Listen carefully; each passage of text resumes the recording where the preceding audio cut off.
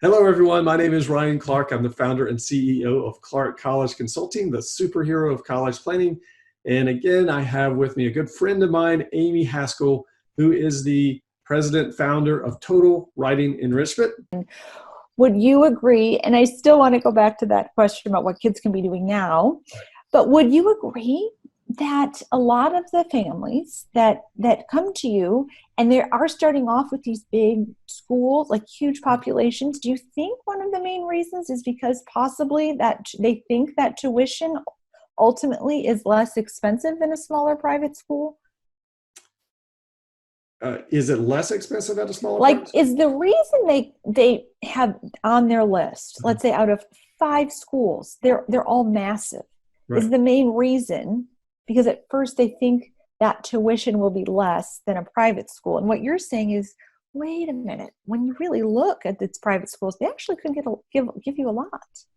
Yeah, absolutely. I think most parents think that the state school is going to be cheaper and the private Yeah, schools are out of reach because of the price. right.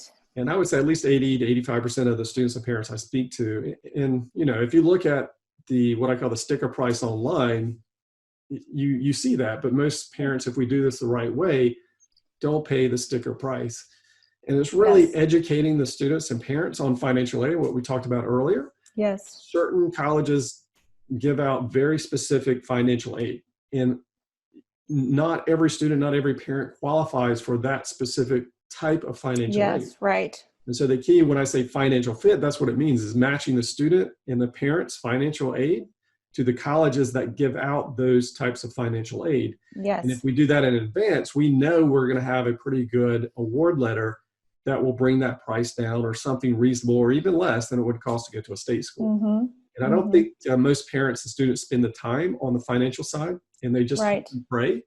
And that's where they get disappointed and they go, Ryan, you said this private school is going to give me money. I go, well, you Well, don't qualify for that money. yes, yeah. And Well, you should that's have known that. huge. I mean, that can be quite stressful too. Yes. But how do you work your magic as far as, let's say you have, this great family and they've told you, we really want these big colleges. Mhm. And after working with the student, you're thinking, but does your student really want this big, huge university? And based on what I've learned about your student in a smaller academic setting and relationships with teachers and being able to have discussions as opposed to a lecture, how do you work your magic to not convince, but just make the family aware that perhaps their son or daughter could be happier in a different setting? Like, what do Yeah. you do? Yeah, that's a great, great point. And what I tell my students and parents is that my job is not to tell you which colleges to apply to, it's just to give you options and to open up your mind about what's available. And so what I try to do is obviously get to know the student, get to know the parent a little bit better, have them do some surveys, have them go visit some colleges, kind of grade their visit. And based upon that, that kind of opens up their mind. Because sometimes they have some preconceived notions or they've heard something from someone about this particular Yes, college, yes, I know what you mean. and Yeah. they come back and go, wow, this blew my mind. I didn't expect this, or this was so much better than what I expected, or the opposite. Yes. I hated it, right? And so, Yeah, I agree. I've even experienced that. yeah, I think Yeah. we all have, right? And it's so Okay. cool to Yeah. see that Yeah. through the eyes of a 17, 18-year-old, experiencing that for the first time because they've been told this or heard this from grandma or a teacher or a friend of a Right. friend, and they go in with, blinders on, for lack of a Right. better term. Right. And I tried to say, let's take the blinders off. Let's start with a clean slate, because what you heard 10 years ago or 5 years ago, Right. or what you heard from your best friend's brother or Yes. sister, Yes. they might have heard 20 years ago and the college has completely changed. Right. So, I mean, in other words, it's very similar to what we hear about. And I know high school students, if anyone is listening to this out there, when at the beginning of the year and you find out you have a certain teacher, right. right? Right. And about everyone is, oh no, how am I going to survive this? And then you experience a week, and as a student, you're like, okay, he's a little quiet, but he's actually kind of a funny teacher. And Right. wow, he said, email us anytime you have questions. No other. So you find out for yourself. And that's the same thing that you're saying. You really need to experience. Yeah. The most important, I tell all my parents and students, the most important opinion is you and your mother and dad. You want to listen to everyone's opinion, but Yeah. literally, wipe the slate clean, listen to Right. your own feelings, listen to your own thoughts, and Yeah. make a decision, because you're not basing your decision based upon your best friend's feelings. Which we do so often. So We often. do. Right. That's right. And that's why we see so many, a quarter to a third of all students transfer from the first college that they attend. A quarter to a third Yeah. transfer. Well, and that's why you are so important to help families and students prevent that. I mean, talk about a financial burden as well as just an emotional setback in a way, although you're moving forward and closer to what you really want. But if you could do the work now, Exactly. especially during this time, we have time at home and time to really be thoughtful.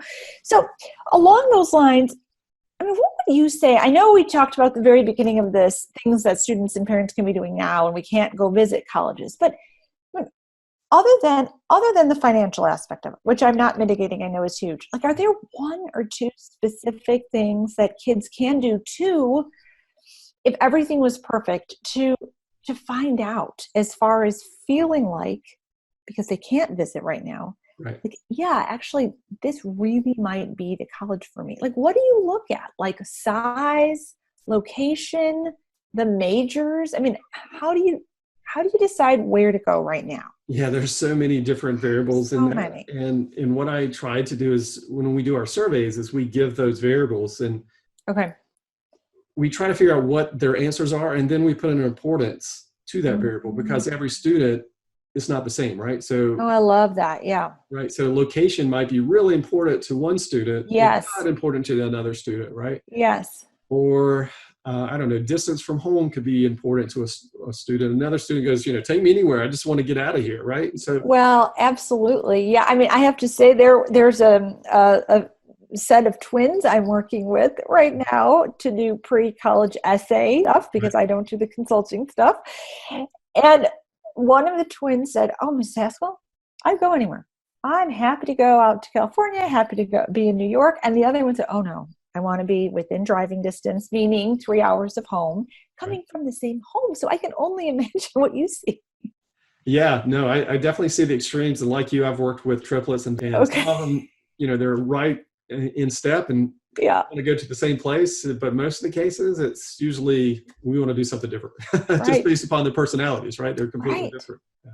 Well, and that really makes me think, and if you're listening to this now, Ryan and I are really trying to put ourselves in a lot of parents, and especially juniors, Mhm. frame of mind, and providing information that's extra helpful. And while you can focus, instead of running out to lacrosse practice, swim practice, field hockey, soccer, and why not try to make the best use of this time, right? And I know, speaking from being a former English teacher, that e-learning is quite challenging for a lot of kids, and especially juniors. We want you to finish this semester on the strongest note possible. And we know there's variation with that, right? Some high schools are taking pass fail.